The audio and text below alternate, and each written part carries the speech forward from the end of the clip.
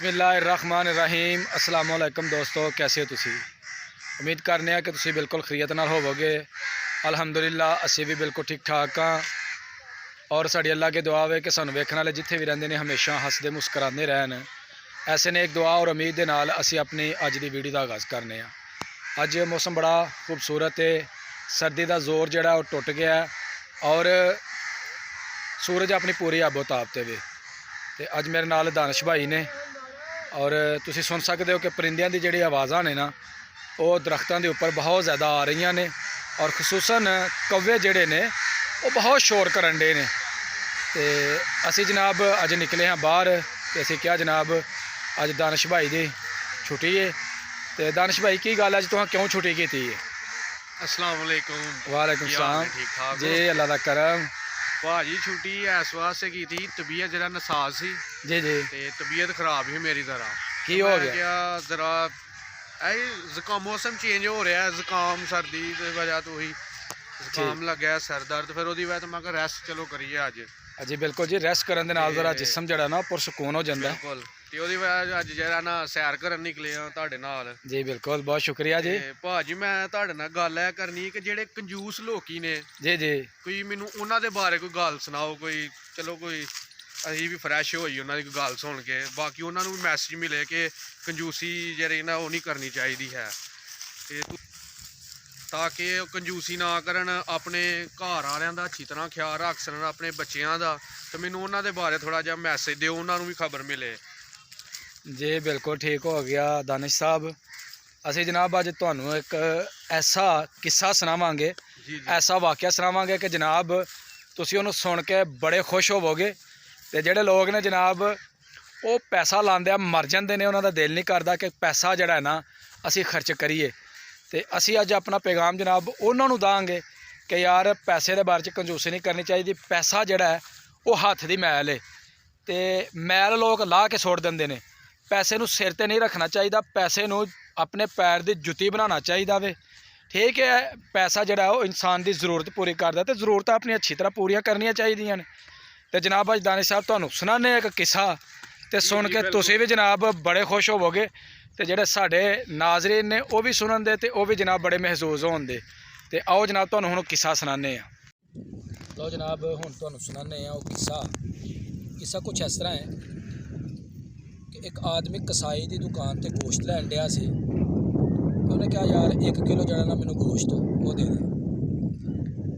कसाई अपने काम दे विच मसरूफ सी ते कसाई जनाब उन्होंने लगा गोश्त बना के देने, ते उन्नी देर दे विच जनाब एक आ जाता है वीगो डाले ते जनाब 4x4 के उपर एक बंदा आता है।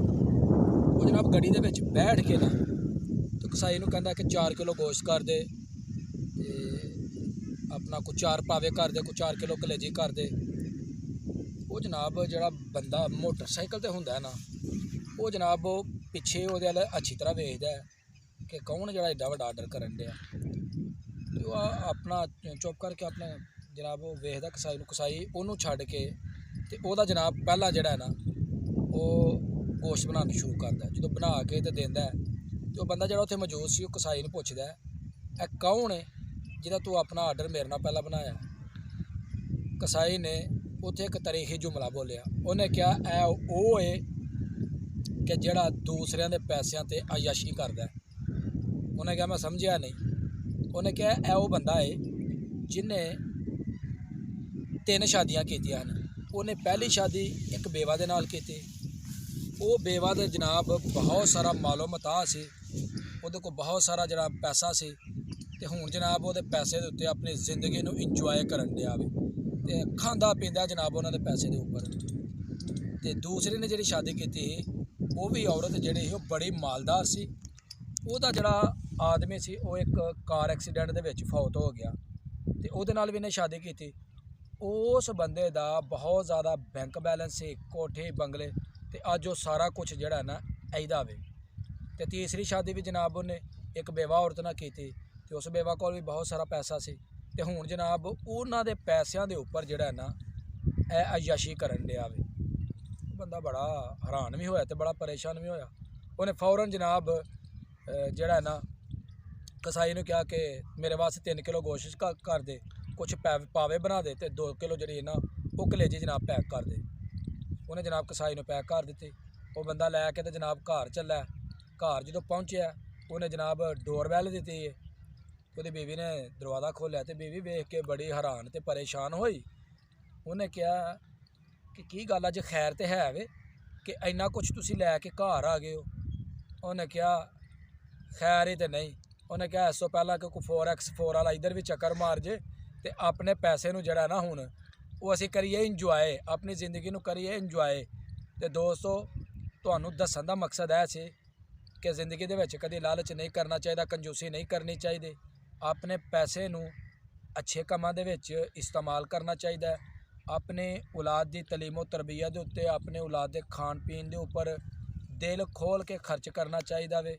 ਪੈਸਾ ਜਿਹੜਾ ਨਾ ਉਹ ਇਨਸਾਨ ਦੇ ਹੱਥ ਦੀ ਮੈਲ ਹੈ ਤੇ ਮੈਲ ਨੂੰ ਕਦੇ ਕਿਸੇ ਨੇ ਆਪਣੇ ਹੱਥਾਂ ਦੇ ਉੱਤੇ ਜੰਮਣ ਨਹੀਂ ਦਿੱਤਾ। ਪੈਸੇ ਨੂੰ ਹਮੇਸ਼ਾ ਜੁੱਤੀ ਦੀ ਨੋਕ 'ਤੇ ਰੱਖੋ ਕਿ ਇਹ ਆਉਣ ਜਾਣ ਵਾਲੀ ਚੀਜ਼ ਹੈ, ਇਹਨੂੰ ਜੁੱਤੀ ਬਣਾ ਕੇ ਰੱਖਣਾ ਚਾਹੀਦਾ। ਤੇ ਮੇਰਾ ਸਾਰੇ ਦੋਸਤਾਂ ਨੂੰ ਇਹੀ ਪੈਗਾਮ ਹੈ, ਪੈਸੇ ਨਾਲ ਮੁਹੱਬਤ ਨਹੀਂ ਕਰਨੀ ਚਾਹੀਦੀ, ਇਨਸਾਨਾਂ ਦੇ ਨਾਲ ਮੁਹੱਬਤ ਕਰਨੀ ਚਾਹੀਦੀ। ਇਨਸਾਨਾਂ ਦੀ ਫਲਾਹ ਵਾਸਤੇ ਪੈਸੇ ਨੂੰ ਇਸਤੇਮਾਲ ਕਰਨਾ ਚਾਹੀਦਾ। ਅਗਰ ਜਨਾਬ ਮੇਰਾ ਕਿੱਸਾ ਲੱਗੇ ਚੰਗਾ ਤੇ ਇੱਕ ਲਾਇਕ ਜਿਹੜਾ ਨਾ ਮੇਰੀ ਵੀਡੀਓ ਨੂੰ ਉਹ ਜ਼ਰੂਰ ਦੇ ਦੇਣਾ। ਔਰ ਜਿਹੜੇ ਦੋਸਤ ਮੈਨੂੰ ਨਵੇਂ ਵੇਖ ਰਹੇ ਨੇ ਉਹ ਮੇਰੇ ਚੈਨਲ ਨੂੰ ਸਬਸਕ੍ਰਾਈਬ ਕਰ ਦਿਓ ਤਾਂ ਕਿ ਆਇੰਦਾ ਆਉਣ ਵਾਲੀ ਵੀਡੀਓ ਦਾ ਨੋਟੀਫਿਕੇਸ਼ਨ ਜਿਹੜਾ ਉਹ ਤੁਹਾਨੂੰ बर वक्त ਮਿਲਦਾ ਰਹੇ। ਤੇ ਮੈਨੂੰ ਦਵੋ ਹੁਣ ਇਜਾਜ਼ਤ। ਅੱਲਾ ਹਾਫਿਜ਼।